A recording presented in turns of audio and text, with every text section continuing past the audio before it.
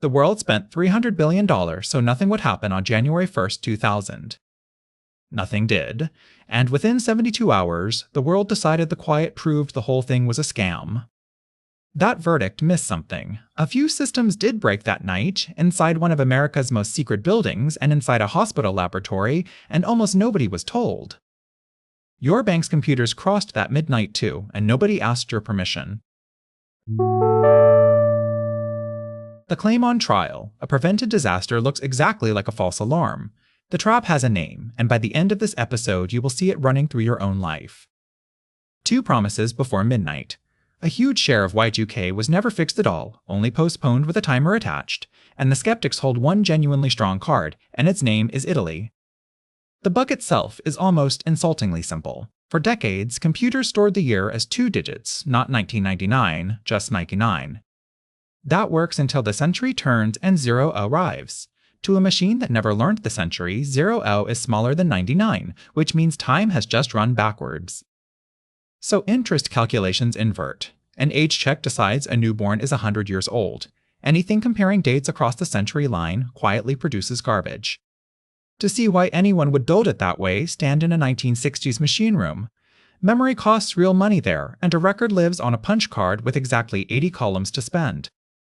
Trimming 2 digits from every date, multiplied across millions of records, bought serious savings, and every programmer making that trade told himself the same reasonable sentence: this code will be replaced long before 2000. The code was not replaced, it became the foundation, and banks, insurers, and tax systems spent decades layering themselves on top of those thrifty little dates. This channel has met that sentence before. It is how the internet ran out of addresses. The bug even sent a warning 3 years early.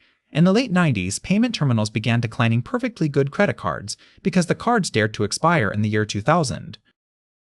One of computing's founders had been warning about those 2 digits for most of his career. His name was Bob Bemer, a father of ASCII, the man who put the escape key on your keyboard. He flagged the 2-digit year as early as the 60s and 70s. What he learned was the cruel economics of far-off deadlines. A bomb that goes off in 30 years is nobody's budget item this year. The alarm that finally landed came in 1993, when a consultant named Peter de Jager published a piece in Computer World titled Doomsday 2000. 7 years remained on the clock. De Jager spent the decade as the industry's least welcome dinner guest, telling boardrooms their crown jewels ran on dates that were about to fold. Boardrooms laughed at him until their own auditors opened the code and stopped laughing. What they found was not one bug. It was billions of lines of 30-year-old COBOL, largely undocumented, written by the retired and the dead. On top of that sat tiny calendars baked into chips in elevators, pipelines, and pumps, which no one could even inventory. Fixing it meant reading civilization's source code, all of it, against a deadline that could not be moved. So the world did something it almost never does. It acted early, together, on an invisible threat. Retired programmers unretired at consulting rates, and the Senate stood up a special committee. Every company ran the same triage: fix it properly, patch it cheaply, or pray. The Federal Reserve reportedly printed billions in extra cash. Even with every computer fixed, a spooked public draining the ATMs could have crashed the system all by itself. And in Washington, John Koskinen took the job nobody wanted, chairman of the President's Council on the year 2000, personally accountable for the least believable deadline on Earth. New Year's Eve, 1999. In Washington, John Koskinen stands in the government's Y2K command center, watching midnight strike New Zealand a full day before it reaches the American West Coast. On the boards around him, power, banking, telecoms, aviation. Every system the modern world assumes is waiting for its grade. Somewhere over the Atlantic, Peter de Jager is airborne between Chicago and London, having booked himself across the rollover on purpose.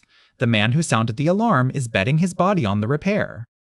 Auckland's lights stay on, Sydney holds, Tokyo holds. Hour by hour, midnight marches west like a wave that keeps not breaking. Moscow, Paris, London, New York. In the command center, the champagne comes out cautiously. The most rehearsed catastrophe in history has simply failed to attend. But the twist nobody in that room saw coming needed about 72 hours. The world looked at the silence the engineers had built and called them liars. The silence had exceptions, and the exceptions were kept quiet too. They begin inside the Pentagon's own secret rooms. At Fort Belvoir, Virginia, at the stroke of Greenwich midnight, the ground station processing feeds from American reconnaissance satellites went down. What took it out was not the bug. It was the Y2K patch installed to stop it.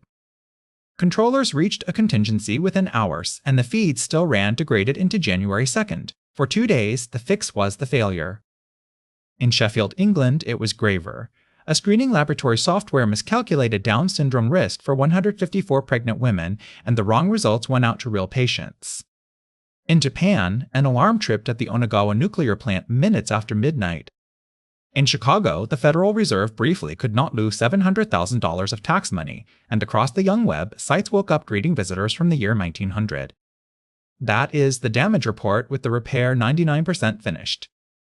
Now try to run the counterfactual at 0%, with no audits, no triage, and no unretired programmers. You can't, and neither can anyone else, and that impossibility is the whole trap. The bill for the quiet came to somewhere between $300 and $600 billion by Gartner's estimate. America alone accounted for roughly $100 billion of it by the common estimates.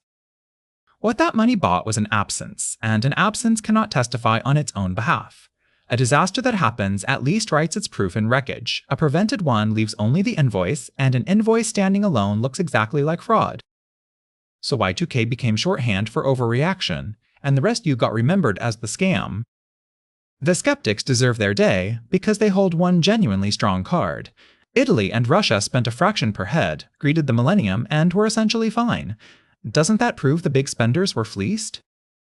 The honest answer has 3 parts. Their critical systems ran far less of the vulnerable legacy code, and their late, cheap triage rode on patches the big spenders had already paid to build. And they did log failures, just survivable ones, which is what riding on someone else's repair looks like. The edges of Y2K spending remain genuinely arguable, and reasonable people still argue them. The core does not move. Wherever exposure was real and the work was skipped, things broke. Except the fix itself was hiding one more secret. Against an immovable deadline, a huge share of the repair never widened the dates at all because doing it properly was too slow and too expensive. Programmers reached instead for a trick called windowing. Teach the code that any 2-digit year below a chosen pivot, say 20, means 20-something. It was fast, cheap, and temporary by design, a fuse lit on purpose and timed to burn on somebody else's watch. January 1st, 2020, 20 years to the day after the hoax that wasn't. Parking meters across New York City stopped taking cards, their date window finally spent, and a major video game crashes worldwide at midnight. The news wrote them up as quirky little mysteries. They were Y2K on the installment plan, coming due. Windowing itself was honest triage in 1999, and postponing under a deadline like that was defensible engineering. Forgetting the timer was the real failure. The trap does not even need our calendar. Older Japanese systems that count years inside the Showa era hit year 100 in 2025, and face the same 2-digit squeeze all over again. Your own machine carries a live pivot right now. Open a spreadsheet and type a 2-digit 29, and it reads 2029, type 30, and it reads 1930. Koskinen's council delivered the quietest night in the history of infrastructure and got laughed at for it. Public health people have a name for that trap, the prevention paradox. The habit it teaches is asking, whenever nothing happens, who made nothing happen? The outage that never happens earns no headline, and the on-call engineer who prevented it gets asked what exactly she does all day. That same rule buried the ozone repair and every bridge retrofit that never got tested by a collapse. Somewhere behind most of your uneventful days is a Bob Bemer, decades early and correct and ignored, holding an invoice that looks, from the outside, exactly like a scam. Tell me in the comments what the Y2K of your own job is, the thankless maintenance that only gets noticed when it fails. I read every answer. The biggest installment of the refinanced apocalypse is still outstanding.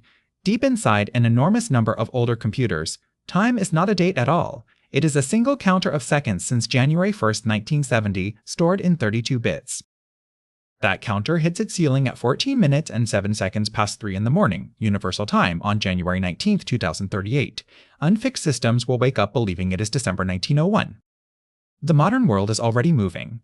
In 2025, the Debian operating system rebuilt its entire archive around a 64-bit clock and found the old counter woven through 6,429 separate packages. 64 bits is good for another 29 billion years on every system that gets the update.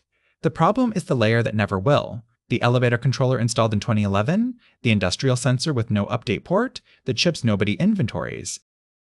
We cancelled one apocalypse partly by rescheduling it, and the machines around you already hold the new date. That's next time. Consider liking and subscribing for more load-bearing history videos.